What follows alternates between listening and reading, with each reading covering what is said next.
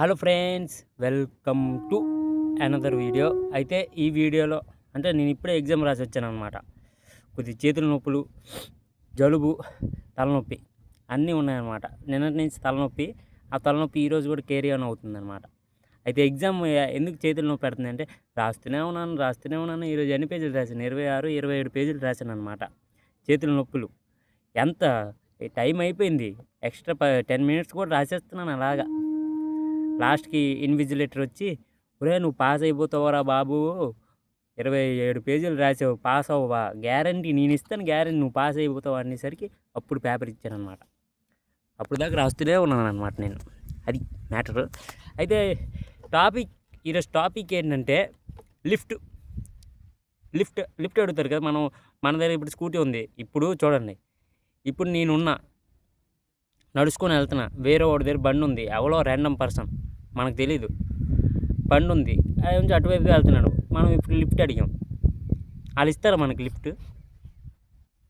అంటే అన్న నేను అక్కడ దాకా వెళ్ళాలన్నా, అక్కడ దాకా నాకు కొద్దిగా తేబెట్టిరా అంటే లిఫ్ట్ ఇస్తారా ఎవరైనా? నాకైతే ఇప్పుడు దాకా ఎవడూ లిఫ్ట్ ఇవ్వాల. నేను ఇచ్చాను, ఈ బండి కొని నుంచి నేను ఈ పాటికి ఒక 50-60 మందికి లిఫ్ట్ ఇచ్చి ఉంటాను ఈ బండి మీద. నేను అంతకుముందు నాకు ఎవరు లిఫ్ట్ ఇవ్వలేదే.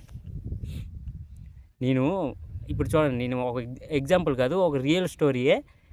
ఒక 3 నెలల క్రితం ఉంది చెప్తానమాట. నేను 3 నెలలు 4 నెలల క్రితం ఉంది, 6 నెలలు నాకు సరిగ్గా గుర్తులేదు, కాకపోతే ఆ ఇన్సిడెంట్ గుర్తుందనమాట. అయితే నేను అంటే టాటా స్కై ఆఫీస్లో నేను చేసినప్పుడు, వర్క్ చేసినప్పుడు, అప్పుడు నాకు బండి ఉండేది, ఆఫీస్ బండి ఉండేదన్నమాట. వాళ్ళు ఇచ్చేవారు నాకు ఆ బండి. ఈ బండి ఉండేది కాదు, స్కూటీ ఉండేది కాదు. స్కూటీ అప్పుడు కొనలేదు నేను. అయితే ఆఫీస్ బండిలో నేను ఇంటికి లంచ్ టైం అప్పుడు తీసుకెళ్ళాను అనమాట ఆ బండి. లంచ్ టైం అప్పుడు తీసుకెళ్తే మళ్ళీ నేను 4:30కి ఆఫీస్కి వెళ్ళిపోవాలి. అయితే నేను మా ఇంటి నుంచి వచ్చాను, ఒక అతను ఏమంచో మంచిగా టిప్ టాప్ వేసుకొని డ్రెస్ చేసుకుని ఉన్నాడు అనమాట. పెద్ద ఆఫీసర్ లాగే కనబడ్డాడు నాకు. అయితే నాకు లిఫ్ట్ అడిగాడు అనమాట. ఎక్కడి దాకా వెళ్తున్నారు, కొద్దిగా నాకు లిఫ్ట్ ఇచ్చండి అని చెప్పాడు అనమాట. నేను మా ఆఫీస్ దాకా లిఫ్ట్ ఇచ్చాను అనమాట ఆడికి.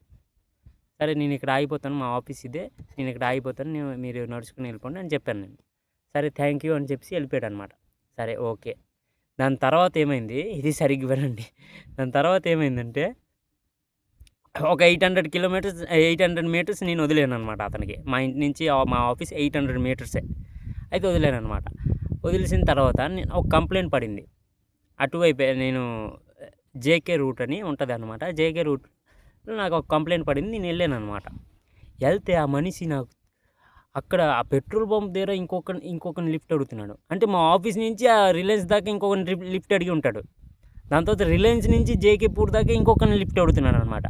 అంటే నాకు ఒకటి అర్థమైందంటే, మీరు ఇలా లిఫ్ట్ అడుగుతూ వెళ్ళిపోతే మరి ఆటో వాళ్ళు ఎలా బతుకుతారు, కారు వాళ్ళు ఎలా బతుకుతారు, ర్యాపిడో వాళ్ళు ఎలా బతుకుతారు? పెద్ద పెద్ద ఆఫీసర్లే లిఫ్ట్లు అడుక్కొని వెళ్ళిపోతున్నారు అనమాట. అంటే ఆటోకి ఒక 50 రూపాయలు 60 రూపాయలు ఇవ్వలేరా? ఇప్పుడు 100 రూపాయలు ఇవ్వలేరా?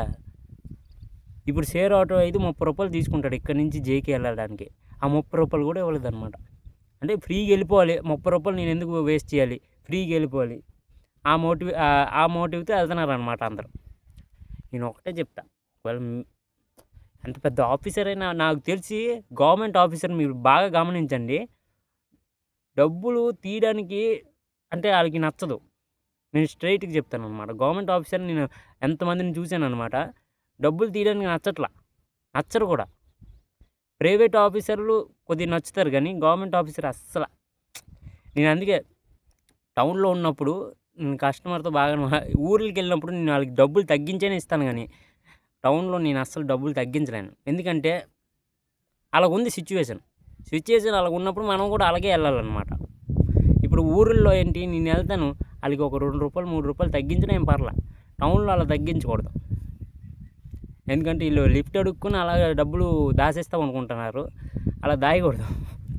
లిఫ్ట్ అడుగుతూ అలాగే ఒక 10 కిలోమీటర్లు వెళ్ళిపోతారా, మరీ దారుణం.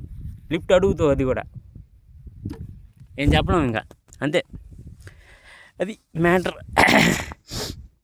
చలో మన గ్రౌండ్కి వచ్చాం, వీళ్ళు ఇంకా కర్రలు ఇది తీయమని చెప్పాలన్నమాట, లేకపోతే అది మన ప్లేస్, అది మన ప్లేస్ అనమాట. వీళ్ళు ఇంకా కర్రలు తీయమని చెప్పాలి, తీస్తారాలే.